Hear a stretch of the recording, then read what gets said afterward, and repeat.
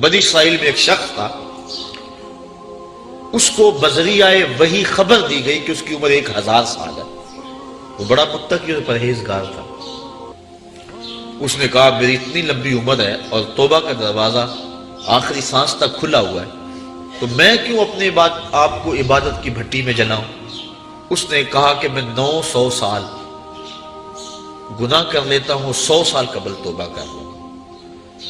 پھر اس نے ایسا ہی کیا۔ علماء لکھتے ہیں کہ وہ 900 سال گناہ کرتا رہا۔ جب 100 سال رہ گیا اور اس کو خیال آیا کہ میں نے 100 سال قبل توبہ کرنی ہے، چونکہ دل اس کا سیاہ ہو چکا تھا، گناہوں کی لت پڑ چکی تھی، اب اس نے کہا کہ 100 سال بھی کیا ضرورت ہے نیکی کی بھٹی میں جلنے کی، آتش نیکی میں اپنے آپ کو گالنے کی، میں 90 سال اور گناہ کر لیتا ہوں اور آخری 10 سال قبل توبہ کر لوں گا۔ پھر 90 سال بھی بیت گئے۔ اس کے بعد پھر 90 سال کے بعد 10 سال آئے، توبہ کا خیال آیا، پھر کہا 1 سال قبل کر لوں گا، تک 1 مہینہ، 1 ہفتہ، علامہ رومی کہتے ہیں 1 دن باقی رہ گیا، اور اب وہ کہتا تھا میں یہ کر لوں، وہ کر لوں، فلاں چیز رہ گئی ہے، حتیٰ کہ اس کی روح دبوچ لی گئی، اس کو توبہ کی توفیق نہ ہو سکی۔ تو انسان کا اگر دل راغب ہو جائے اچھائی کی طرف، نیکی کی طرف، اس کو توبہ کرتے ہوئے دیر نہیں کرنی چاہیے، اگر یقین بھی ہو کہ میری زندگی اتنی ہے۔ لیکن ہمیں تو اپنی زندگی پر بھروسہ ہی نہیں ہے۔ آج کل موتیں اچانک آ رہی ہیں۔ حضور نبی رحمت صلی اللہ علیہ وسلم نے اچانک موت سے پناہ مانگی، اللہم انی اعوذ بک من الموت الفجاۃ، اے اللہ اچانک موت سے تیری پناہ مانگتا ہوں۔ حضرت یعقوب علیہ السلام وعدہ لیا ہوا تھا حضرت اسرائیل علیہ السلام سے کہ میری روح قبض کرنے کے لیے اچانک نہیں آنا، پہلے کوئی قاصد یا کوئی پیغام بھیج دینا تاکہ میں موت کی تیاری کروں۔ ایسا ہی ہوا۔ حضرت اسرائیل علیہ السلام ایک دن حاضر ہوئے، پوچھا کہاں آئے ہو، کدھر آئے ہو؟ کہا میں قبض روح کے لیے آیا۔ کہا تم نے تو وعدہ کیا تھا کہ پہلے کوئی قاصد یا پیغام بھیجوں گا، تم نے نہ کوئی قاصد بھیجا نہ پیغام بھیجا۔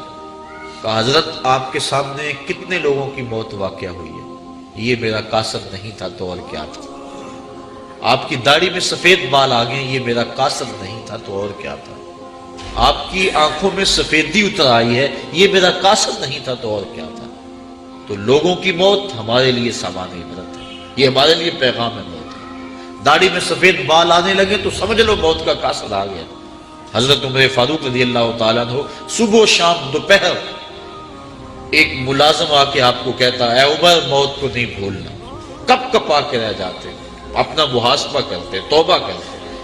2-3 مرتبہ دن میں وہ حاضر ہوتا۔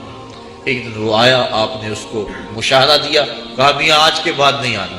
حضرت مجھ سے کوئی گستاخی ہوگی؟ کہا نہیں۔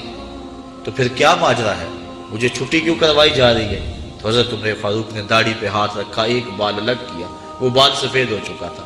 کہا میاں اب تیرے آنے کی ضرورت نہیں ہے، یہ بال ہی مجھے چین سے نہیں بیٹھنے دے گا، ہماری تو پوری داڑھی سفید ہو جائے۔ میاں محمد بخش عارف کھڑی رومی کشمیر نے کیا خوب کہا تھا، ہڈیاں کمبن گوڈے کھڑکن تے اڑ گیا لک تیرا، اجے بھی بدیوں باز نہ آئیں جیو مدد دلیرا، یا ایھا الانسان ما غرک بربک الکریم، اے انسان تجھے کریم رب سے کس نے غافل کر دیا ہے؟ الذی خلقک فسواک فعدلک فی ای صورت ما شاء رکبک، جس رب نے تجھے پیدا کیا، تیرے اعضاء کو توازن دیا، تجھے حسن دیا، تجھے جوانی بخشی، تجھے گوناگون نعمتوں سے نوازا، تجھے کا سلیقہ دیا، تجھے چلنے کا طریقہ دیا، تجھے حواس خمسہ سے نوازا، تجھے بہتریاں اور بھلائیاں نصیب کی، اور اس مالک کا در چھوڑ کر تو کہاں بھاگ رہا ہے؟ ما غرک بربک الکریم، بتا وہ کون سی چیز ہے جس نے تجھے رب سے مغرور کر